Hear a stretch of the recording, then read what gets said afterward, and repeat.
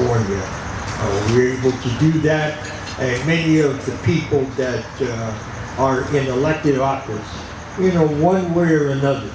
It took a while, but it's no accident that the largest caucus outside of the Democratic Party and the Republican Party is the Latino caucus. And it's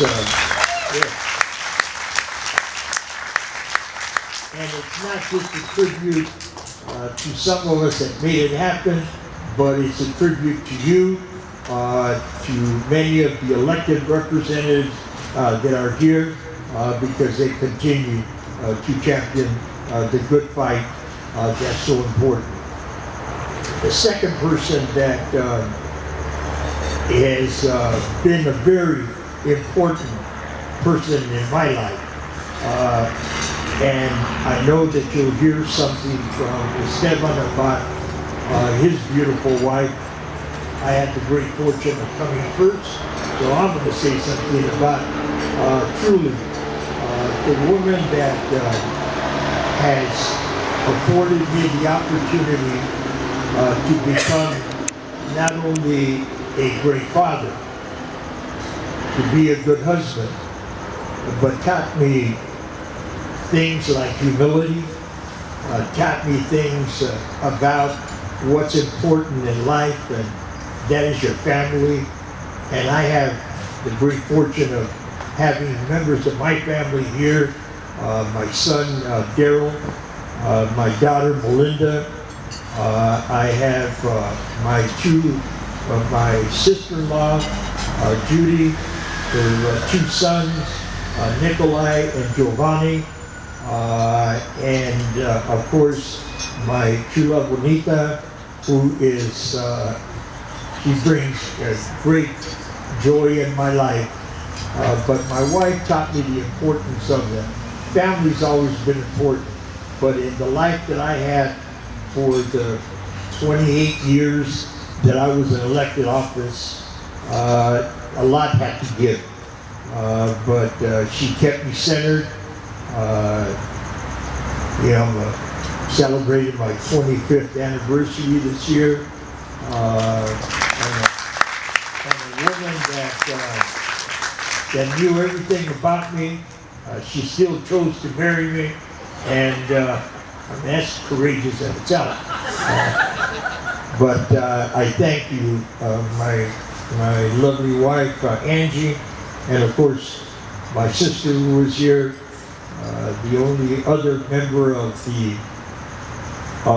the family I grew up with, my sister, my older sister, younger than I am, even though she's 1 year older, my sister Cecilia. But that to me, my family is very important. You gave me the opportunity to do the things that I loved as an elected official, and I thank you for that. And I know that in the years to come, other elected officials are going to come up here and accept an award from this organization, from the Plaza, and appreciate the award as much as I do. I thank you very much and for being here, and let's go on with the show.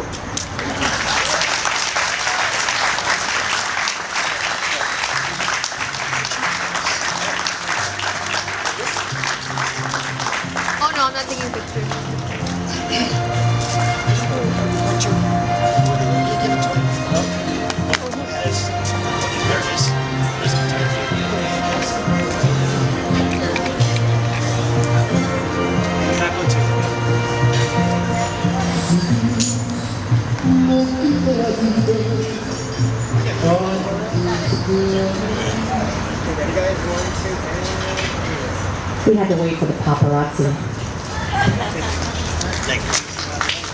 Thank you so much, Richard, and congratulations again. I love hearing these stories. And now I'd like to bring up our next presenter tonight, Gloria Molina, former LA County Supervisor, to award our next recipient.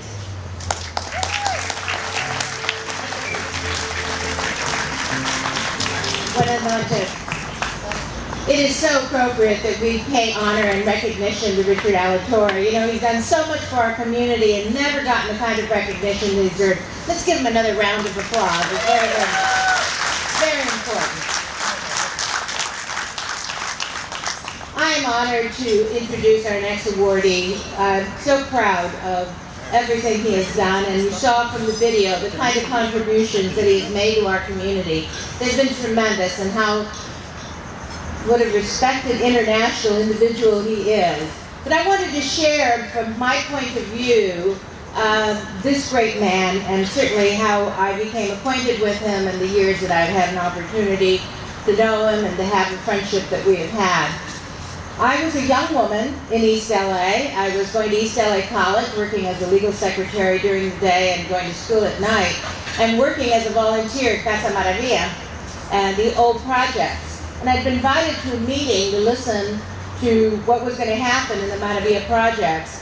And there was this man at the podium with the most unbelievable booming voice that I had ever heard before, talking about how we were going to move forward our community through economic development, how we were going to rehab the Maravilla projects, how we were going to create jobs, how we were going to get the unions to accept many of these kids into apprenticeship programs.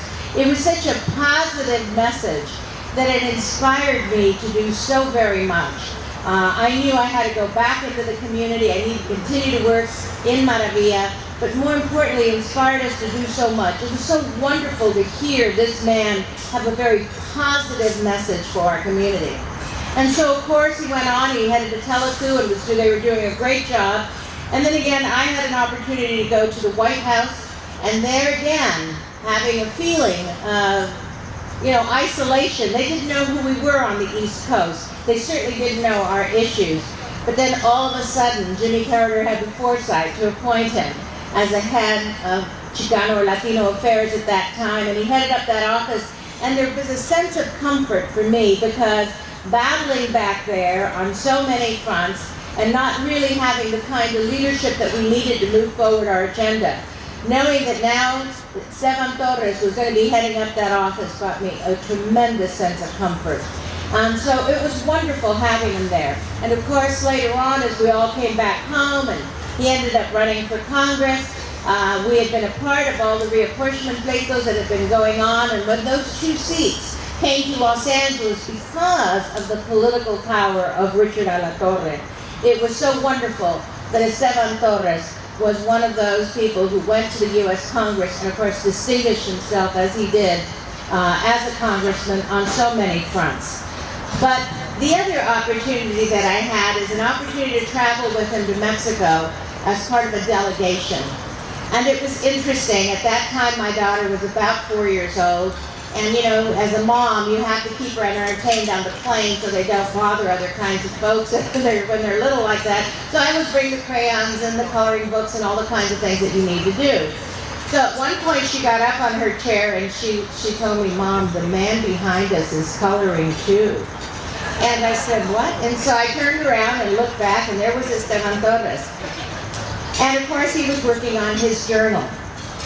It was amazing watching this man throughout the entire time that we were visiting Mexico do the kind of drawings and pen and ink and the journal that he would write. All the meetings, he would focus sometimes on individuals, sometimes on things to depict the kind of meeting that he was in, and he would write out. And I've always been fascinated by his journals. We're so pleased that today, as we exhibited much of his artwork that has all these various mediums, that 2 of his journals are there. He tells me there are over 14 of them. I think they should be published, because I'm sure, not just the art, but amazing thoughts this man has. It is just unbelievable.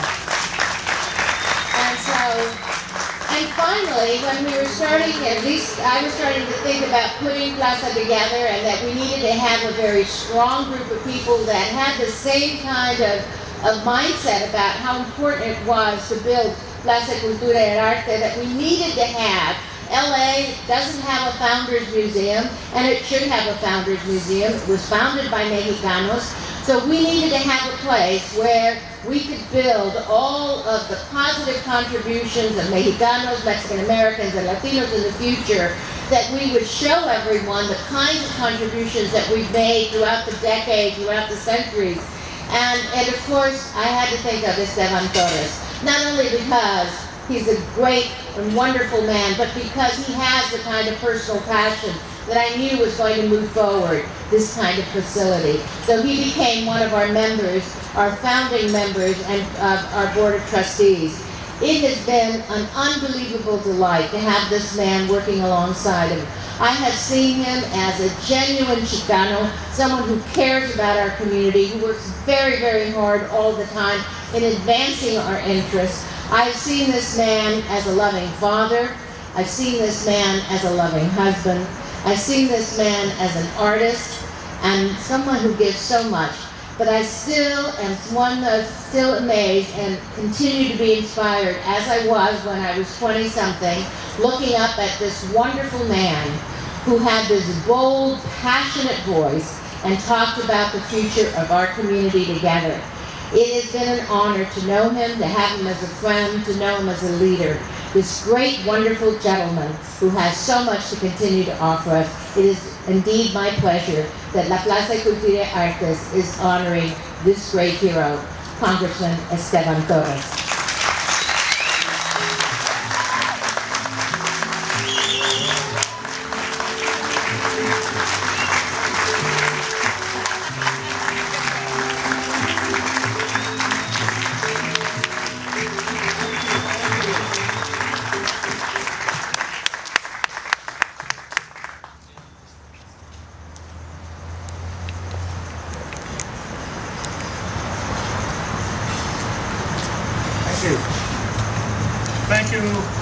Thank you, Gloria, for the wonderful endorsement that you have given me. Thank you for the kind words. Indeed, I shall always remember and